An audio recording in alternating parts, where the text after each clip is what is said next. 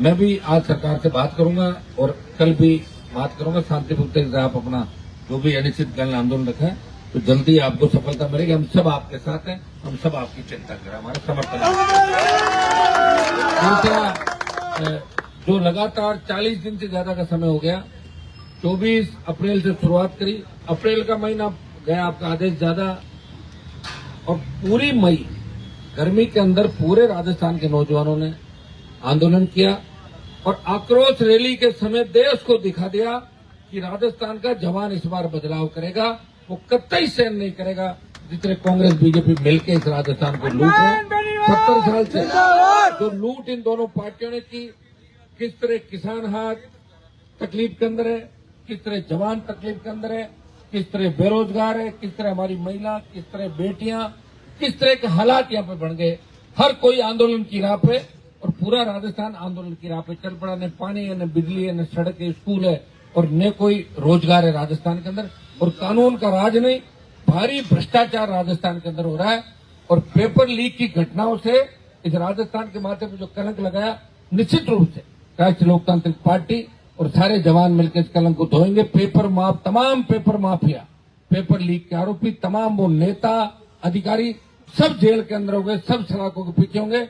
और भाइयों, जो लड़ाई आपने लड़ी, जो हुंकार भरी, ये जिस तरह आजादी के आंदोलन के अंदर 1857 की क्रांति को एक उसमें माना जाता है कि 1857 की क्रांति के बाद ही देश के अंदर हलचल मची थी अंग्रेजों के खिलाफ, इसी तरह पेपर लीक की जो घटनाएं हो रही है, जितनी भी फर्जी भर्तियां हो रही है, 25 मई को जो नौजवानों ने आक्रोश रैली की, उसकी आवाज मोदी जी तक और अमित शाह तक पहुंच गई कि राजस्थान का जवान इस बार बदलाव के मूड में, न वो भारतीय जनता पार्टी के झांसे के अंदर आएगा, न कांग्रेस के। चाहे कांग्रेस कितनी संविधान बचाओ यात्राएं निकाले और चाहे बीजेपी कितनी तिरंगा यात्रा निकाले, तिरंगा यात्रा तो सबका अधिकार है, तिरंगा तो हमारा सबका है, कोई बीजेपी का अधिकार थोड़ी है। लेकिन जो अभी ऑपरेशन सिंदूर हुआ और उसमें जिस तरह अमेरिका ने किरकिरी की हिंदुस्तान की, उस बात को भुलाने के लिए बीजेपी के लोगों के पास और तो कुछ मुद्दा बचा नहीं, इसलिए जगह जगह जाके और राजस्थान और आसपास के बॉर्डर के इलाकों में हमने ये कर दिया, वो कर दिया, नीचे तक बात पहुंचाओ। कभी कहते थे सिंदूर भर दो, ये कर दो, वो कर दो। तो ये मुद्दा शायद आपके सामने, और उनसे चूक भी हो गई। सिंदूर वाला मामला गलत उन्होंने बोल दिया, रगों में सिंदूर बह रहा है, हम घर घर सिंदूर भेजेंगे। तो सिंदूर तो अपना आप पति अपने पत्नी के भर देता, तो आप क्या भरोगे? हो रहा है तो ये भी प्रधानमंत्री जी को पूछ के भरेंगे क्या सिंदूर? तो अब इनको लगा कि गलत हो गया, तो अब कह रहे हैं सिंदूर वाला मामला तुम वापस ले रहे हैं।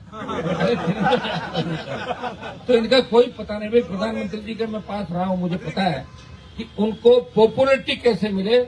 एक ही मकसद है उनका कि अब मुझे नोबेल पुरस्कार मिले। 3 बार प्रधानमंत्री रह गए, इससे ज्यादा और क्या करोगे? बताओ, उम्र भी तो 75 के लगभग होगी प्रधानमंत्री की। इसके बाद तो अभी लगता है कि आदमी सोचे कि भाई मुझे मेरे जीवन में वो मिले। राष्ट्रपति का पद तो कोई महत्वपूर्ण नहीं, प्रधानमंत्री का आगे है ही नहीं पद, वो तो संवैधानिक पद है। राष्ट्रपति को किसी को प्रधानमंत्री बनेगा, राष्ट्रपति को कहेगा मैं प्रधानमंत्री बनूंगा। राष्ट्रपति को जो कागज भेजते दस्तखत करने होते हैं, तो संवैधानिक प्रक्रिया तो करना ही पड़ेगा। तो मोदी जी की एक इच्छा है कि नोबेल पुरस्कार उनको मिले और वो अमर हो जाए और देश जाए बाढ़ के अंदर। और ऐसी ऐसी बातें करेंगे। कोविड के समय लोकसभा में भाषण दिया कि यहाँ कोरोना नहीं आएगा मित्रों। तो हम सब बैठे में तो बात हो गई होगी, ऐसा कोरोना आएगा। हम सब एनडीए में थे, 50-60 के करीब 2-3 मंत्री चले गए, एमपी खूब खत्म हो गए, डॉक्टर, इंजीनियर, आम आदमी 50 लाख लोग मरे थे कोरोना में। कितने? 50 लाख। सरकारी आंकड़े होंगे 4-5 लाख के। लोगों ने टेस्ट नहीं करा। दूसरी जो लहर आई थी उसमें ऑक्सीजन के अभाव के अंदर दम तोड़ दिया लोगों ने। जो पुराने जमाने के अंदर हम सुनते थे कि उस सन के अंदर इतने लोग मरे, मरी पड़ी, ये हुआ वो हुआ, वो हमने देखा कोविड काल के अंदर। तब सरकार यहाँ भी पॉलिटिक्स कर रही है। गहलोत की सरकार थी राजस्थान में, ऊपर बीजेपी की थी, तो बीजेपी वाले सामान कम भेजते, वहाँ कांग्रेस की सरकार है। और कांग्रेस वाले एमएलए जहाँ जहाँ अपने इलाके में एमएलए थे, वो मरीजों को पूछते कि सिर्फ जो इंजेक्शन है उसी के लगाना रेमडेसिविर, जिसने कांग्रेस को वोट दिया। अगर आरएलपी बीजेपी के साथ रेमडेसिविर मत दो उसको, ऑक्सीजन। तो पार्टियों को पूछ पूछ के इंजेक्शन लगे मेरे भाई। वो दर्द भी हमने आपका देखा। और आज किस हिसाब से हालात स्टेट के अंदर बने। कहाँ हमारा राज्य था जहाँ बाहर से बच्चे पढ़ाने के लिए आते थे? एमजीडी हमारी स्कूल, मेयो यहाँ की हमारी सेंट जेवियर, वनस्थली, राजस्थान विश्वविद्यालय, सोफिया, अजमेर, तमाम जो राजस्थान के अंदर अच्छे हमारी मिलिट्री स्कूल धौलपुर की, चित्तौड़ की सैनिक स्कूल, तमाम स्कूल, विश्वविद्यालय, कॉलेज जब बाहर से बच्चे पढ़ाने के लिए भेजते थे, अब सब लोग एक ही बात करें, राजस्थान तो अपराधियों का अड्डा है, वहां तो नशा सबसे ज्यादा फैल रहा है, नशा पंजाब से ज्यादा राजस्थान के अंदर हो गया, नशे के कारोबारी सरकार में विधायक बन रहे हैं, सरकार उनका अभिनंदन कर रही है, कांग्रेस बीजेपी टिकट दे रही नशे कारोबारियों को। तो भाइयों, लोगों ने बच्चों को पढ़ाना यहाँ पे छोड़ दिया कि अपना तो और कहीं चलो। और अब ये पेपर लीक की घटनाएं जो कांग्रेस राज में हुई, सारे पेपर आउट, हर पेपर आउट हो रहा है। तो भजनलाल जी पीछे क्यों रहे? जेटीए का एग्जाम हुआ तो उन्होंने कहा तुम पेपर लीक कर रहे हो, हम ओएमआर सीट को ही गाइड करा देंगे। तो उनकी ओएमआर सीट का मामला ने तो 10 उसके के और न बच्चे के स्टूडेंट के, तो कोई बदल लो अंदर जाके। तो भाइयों, ये हालात राजस्थान के अंदर हो रहे हैं। और अब इस राजस्थान को बचाएगा कौन? अब कोई लोक देवता तो अवतार लेगा नहीं आपके बीच, किसी पे आपको भरोसा करना होगा। मैं तो सुनो, मैं तो प्रयास कर ही रहा हूँ, 18 से 23 से 23 से 28 की ओर आ गए, उम्र भी तो बढ़ रही है धीरे धीरे, तो 25 साल का थोड़ा ही होऊंगा वापिस। लड़ रहा हूँ 2000 से लगातार 25 साल लड़ाई लड़ी, सत्ता को ठोकर मारी, सबको साथ लेके चला और सर्व समाज को साथ लेके चला। फिर भी लोग मुझे जातिवादी नेता कहते हैं। हनुमान जी तो एक जाति के नेता। आप ये मुझे बताओ कि यहाँ जो SI भर्ती दे रहे हैं RS 18-21 के अंदर जो पेपर लीक हुए, क्या एक जाति के लिए लड़ाई लड़ रहा हूँ मैं? इस राजस्थान को बचाने के लिए लड़ रहा हूँ। मेरे पास कोई व्यक्ति आता, फोन करता हूँ, मैं ये पूछता हूँ आपकी जाति क्या है, या अगला अधिकारी किस जाति का, मुलजिम किस जाति का, जिसको पकड़वाता हूँ। तो कुछ लोगों के पेट में दर्द है कि हनुमान बेनीवाल अभी तक लड़ क्यों रहा है, क्योंकि बीजेपी की IT सेल इस राजस्थान को जातियों में बांटने का काम करे। फिर जाट राजपूतों को लड़ाया, फिर गुजर मीणों को लड़ाया, ब्राह्मण मेघोड़ों को लड़ाया, और बचा खुचा काम कांग्रेस ने पिछले कार्यकाल के अंदर जब गहलोत की सरकार गिर रही थी तब ये किया। मैं तमाम उन नेताओं को भी कहना चाहूंगा जो सड़क पर ये कह रहे थे कि SI भर्ती रद्द हो, RS RPSC को भंग करना चाहिए। वो एक तो चलो सरकार में मंत्री बन गए, लेकिन दूसरे तो नहीं बने, जो मानेसर तक राउंड काट के आए थे और अजमेर तक जाके आए थे। आना चाहिए उनको संभालने के लिए हमारे को। हम तो इस राजस्थान को बचाने के लिए निकले। आज कितने दिन हो गए मुझे? 40 दिन से। मैं सिर्फ 4 दिन जब ऑपरेशन सिंदूर हुआ तब हमने इस आंदोलन को टेपर किया। मुझे रोज आना पड़ता बच्चों के बीच, रोज, मतलब रोज बैठा हूं मैं। शायद किसी पॉलिटिकल पार्टी या कोई सांसद का, विधायक का पहला सबसे बड़ा आंदोलन होगा जो 40 दिन से शहीद स्मारक पर लगातार। और बच्चों ने गर्मी को भी थका दिया, इंद्र भगवान भी प्रसन्न हो गए। बच्चे दुख पा रहे हैं, समय से वो छोटी छोटी बरसात किया करो, बीच में बारिश आ रही।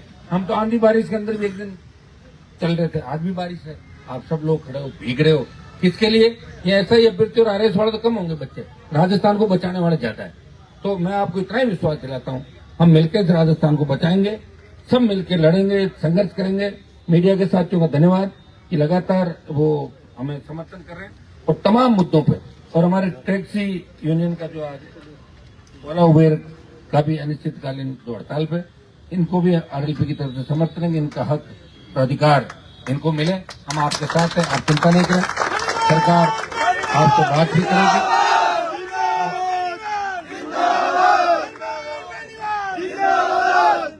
और जितने भी संगठन यहाँ लड़ रहे हैं, मैं ये कह रहा हूँ कि जो भी लड़ रहा है हम उनके साथ, न्याय के लिए जो भी लड़ रहा है उसके साथ। अन्याय के खिलाफ हमने हमेशा लड़ाई लड़ी बिना जान की परवाह किए और आगे भी लड़ते रहेंगे। भाइयों, इतना ही आपको आश्वस्त कर सकता हूँ कि आने वाला समय आपका राजस्थान के अंदर थोड़ी हिम्मत रखना। आप कई लोग सोच रहे होंगे कि रैली हो गई, 1 लाख बच्चे आए। मैं धन्यवाद दूंगा आपको। देश में कोई नेता ऐसा नहीं जो ट्वीट पे 1-1.25 लाख की भीड़ कर ले। उस गर्मी के अंदर आप लोग आए, आपने दिल्ली तक आवाज पहुंचाई, लेकिन आप थक मत जाना। आप अगर रैली तो होगी, अभी भर्ती रद्द नहीं, चिंता मत करो भैया। देश को जब आजाद कराया था, जब 150-200 साल लगे थे, रैली होगी तो अपन कौन से हट रहे हैं, यही तो बैठे हैं। उस दिन अपन समाप्त कर देते, तब तो होता हम बीच में चले गए। रैली तो एक प्रोग्राम का पार्ट था। एक दिन गिरफ्तारी थी, एक दिन बड़ा रेला था। अब हो सकता है कोई रेलवे ट्रैक हो, कोई हाईवे हो, मोदी का आवाज भी हो सकता है, अमित शाह का आवाज भी हो सकता है, दिल्ली की तरफ भी कूच कर सकते हैं। प्रधानमंत्री से मिलने का समय मांगेंगे, राष्ट्रपति का समय मांगेंगे। इस आंदोलन को पूरे देश के अंदर फैलाना पड़ा, फैलाएंगे। राजस्थान और देश का जवान इस बार आर पार की लड़ाई के मूड के अंदर है और भजनलाल सरकार को झुकाएंगे। आप सबको बहुत बहुत धन्यवाद। मिलकर लड़ेंगे। SI भर्ती रद्द करो, रद्द करो, रद्द करो। RPSC भंग करो, भंग करो, भंग करो। नौजवानों को न्याय दो, न्याय दो, न्याय दो।